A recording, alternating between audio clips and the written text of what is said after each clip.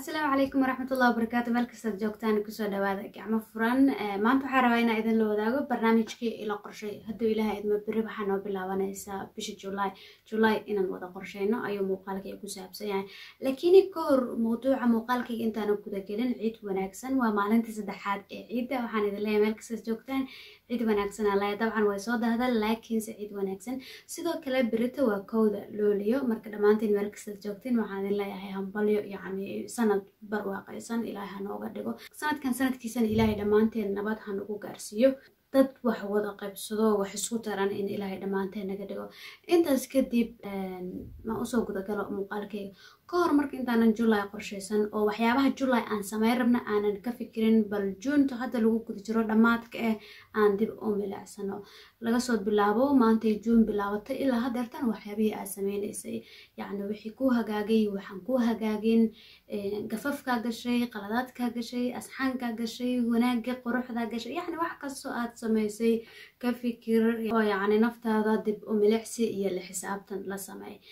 taas waxay ka caawinaysaa in aad marka koowaad July aad qorsheyso sidoo kalena inaad maaragtay isku daydid inaad wadadii hadda aad soo marto qaqalooneed mid ka toosan inaad maaragtay aad marto marka June-taada gadaal lagu laabo si fiican naga fikirsay kadibna aan u imaano July. ana ahaantayda June bil quruxah ee ahayd bil waxay ahayd final ka sameeyay alxamdulillah inaan final ka sameeyay oo examska ugu dambeeyay aan galay sayda ugu faraxsanahay sidoo kale waxa kala ku faraxsanahay waxay tahay in waraaqadii ugu badnaa June aan xaray yani waxaan dhihi karaa tamar saydo badan in June baxshay sayda ugu faraxsanahay alxamdulillah. dabcan waxyaabo kale isdhahay sameeyna way jiraan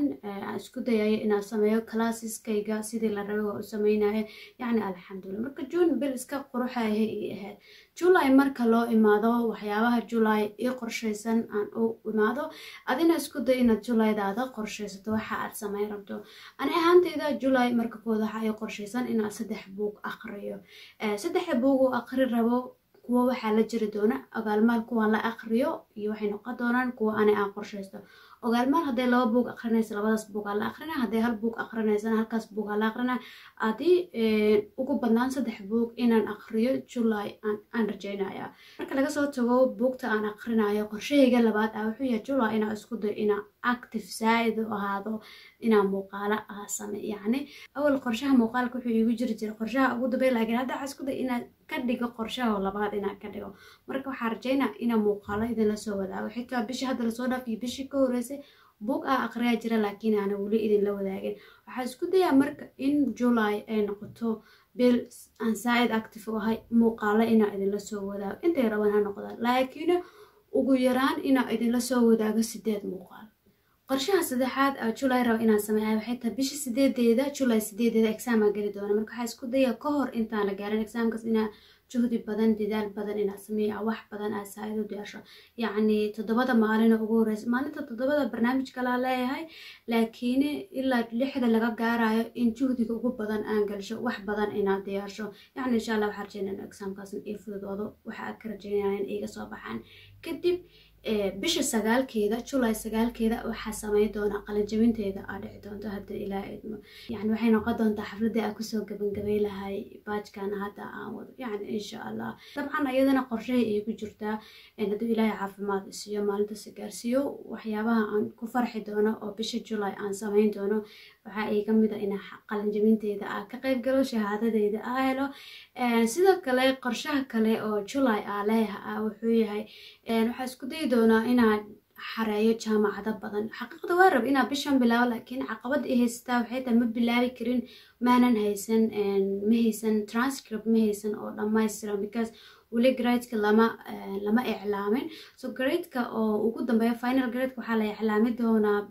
3 bisha la iclaami doonaa kadib marka waxaan isku dayaa marka documents-ka loogu talagalay inaan soo aruursado bisha July-na aan xareeyo jaamacadaha ugu badan yacni master sameey raba in July aan xareeyo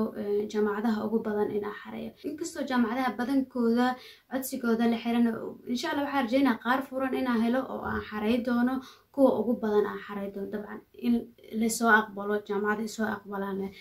adinkan ay kusoo duceeya. mid kale oo aan sameyn doono qorshaha kale aan sameyn doono bisha July waxay tahay inaan 3 class furo yani 3 class waa English class aan u furayo dad ajaanib ah u furayo yani Turki ah u furayo iyo class 2 class Soomaali u furayo class 2 class marka Soomaali u furayo waxa waa intermediate iyo waxa waaye advanced waaye so labadaas class insha Allah marka aan furayo waa idin la soo wadaaga labada class oo Soomaalida ah oo tala galay exam aan sameyn doona examkaas marka qofkii galo hada gashid oo aad ku baastid examkaas beginner ka intermediate noqonay hada examka intermediate ka ku baastid kan advanced ka noqona dabcan labadaas classna waxay noqon doonaan 100% English noqon doonaan yani waa English to English hada si kala oo dhaho oo marka hadlaayo mise waxa sharaxayo English noqon doonaan qoliyaha beginner ka laakiin waa laga yaabaa inaan Soomaaliga uu ku badnaado fahamtay marka qorshahayga July waxa ay ku jirto 3daas class inaan furo haduu Ilaahay idmo dabcan labada idin qusaysana waa idin la soo wadaagi doona marka ay noqoto xilliga aan furayo qorshaha kale aan rabo inaan July sameeyo waxay tahay inaan markasta luqadda Turkiga bartaan isku dayo laakiin markastaan bilaabo way ii hagaagi doonta laakiin bishan waxa isku dayay inaan soo rogaal celiyo oo markaan isla xisaabtan badan sameeyo sababtoo ah semesterka dib ugu jira maadooyinka kuga adag buug qorida kuga adag يعني waxa istisiyay cudur daara badan isina laakiin hadda wax cudur daara maadaama ay sii ooli doonaan waxa rabaa inaan soo rogaal celiyo marka la isku dayo inaan ma aragtay xoog saaro sanadkan inaan Turki barta qorshaystay waxa iga dhiman waa 6 bil soo 6 bilood inaan ka gaaro aan rajayna insha Allah dabcan waxa ku fikiraa oo 6 bilood hore like bishii koowaad ilaa bishan June inaan ku barto laakiin ima suurta galin inkastoo sidii ka fiicanaha yani hadda eriyo badan wax badan aan sameyn karo oo kastoo horumar ku sameeyay laakiin waxa rabaa in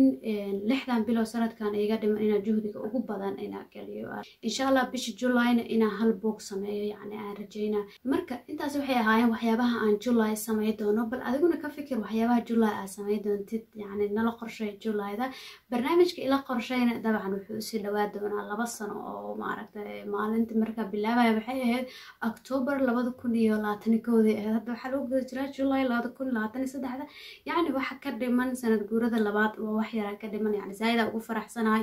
inaan inta sameynay adinkana qaarkiin ila midana aad sameynaysan xitaa mararka qaar aad sugtiin ina barnaamijkan sameeyo waa jeclaan lahaa inaan sameeyo barnaamij sida kan oo kale imtixaan oo laakiin wali maskaxdayda ma ku soo dhicin barnaamij u qalma oo ma aragtay inaan ku soo celceliyo oo qalma oo kan ka duwan laakiin kan ila qorshayda anigu saayid muhiim igu yahay marka adinka laga soo tago anigu saayid muhiim igu yahay sababtoo ah waxyaabaha sameyn doona markan idin sheego aan idin la wadaago waxaan dareemaa in ay tahay in waxaas aan sameeyo aan ku qasbana dabcan mar kasta ma wada sameeyo sababtoo wax saa u qorshaystay mar kasta uma dhacayaan bilaadana iska nahay laakiin waxa ii noqotaa wax kiya ii noqdo yani dhiirigelin ii noqotaa adinkana waxaan rajaynayaa inaa wax qorshaysatid wax marka qorshaysaa buug qortayna dabcan dhiirigelin ku noqonaysa wax maskaxda ku jira way karooyinsaa aaminsanahay iyo sida aan arkay marka muuqaalkayga maanta intaas ku saabsan yahay dabcan ku maasan tahay joogitaankiina iyo inta aad kanalkan ku xirantiin salaamu calaykum waraxmatullaahi wabarakaatuh